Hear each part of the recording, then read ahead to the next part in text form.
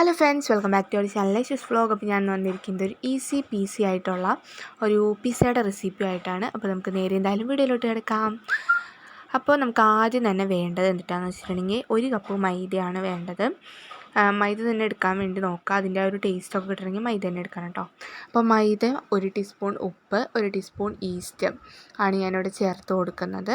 ഇത്രയും ചേർത്ത് നമ്മൾ നന്നായിട്ട് അതിനൊന്ന് കുഴച്ച് ഒരു നനഞ്ഞ ടവലോ തുണിയോ വെച്ചിട്ട്, ഒരു നനഞ്ഞ ടവലോ തുണി എന്തെങ്കിലും വെച്ചിട്ട് അതിന് മേളൊന്ന് കവർ ചെയ്ത് കൊടുക്കണം. അതൊന്ന് പൊന്തി വരാൻ വേണ്ടിയിട്ടാണ് കേട്ടോ. ഇങ്ങനെ ചെയ്തതിന് ശേഷം നമുക്ക് ഇഷ്ടമുള്ള വെജിറ്റബിൾസ് നമുക്ക് എടുക്കാം.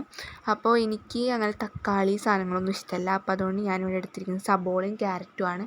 എനിക്ക് ഭയങ്കര ഇഷ്ടമാണ്. പിന്നെ നമുക്ക് എടുക്കേണ്ടത് ചീസാണ്.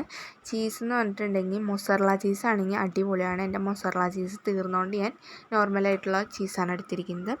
അതിനുശേഷം നമുക്ക് ഏത് പാത്രത്തിലാണ് നമ്മൾ പിസ്സ റെഡിയാക്കേണ്ടത് ആ ഒരു പാത്രം നന്നായിട്ട് എണ്ണ തേച്ച് റെഡിയാക്കിയതിന് വെക്കണം.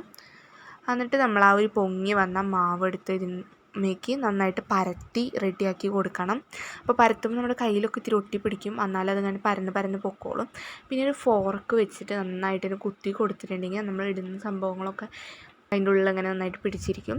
എന്നിട്ട് നമുക്ക് ടൊമാറ്റോ സോസ് യൂസ് ചെയ്യാം. ടൊമാറ്റോ സോസ് അല്ലെങ്കിൽ പിസ്സ സോസ് അങ്ങനത്തെ സാധനങ്ങളൊക്കെ ഉപയോഗിക്കാം. അതിന് ശേഷം നമ്മൾ അരിഞ്ഞ് വെച്ച ക്യാരറ്റ്, സബോള, ഈസ്റ്റും പോട്ടെ, എന്നിട്ടായിരുന്നു ചീസ് ഒക്കെ ഇട്ട് നമുക്ക് ഡെക്കറേഷനൊക്കെ നടത്താം. അതിന് ശേഷം കുറച്ച് ചിക്കൻ കിട്ടിയിട്ടുണ്ട്. അപ്പോൾ ചിക്കൻ നിങ്ങൾക്ക് അങ്ങനെ കിട്ടിയിട്ടില്ല എന്നുണ്ടെങ്കിൽ നിങ്ങൾ ചിക്കൻ വെറുതെ ഒന്ന് വറുത്തെടുത്തതിന് ശേഷം അതൊന്ന് പിച്ചിയിട്ടാൽ മതി.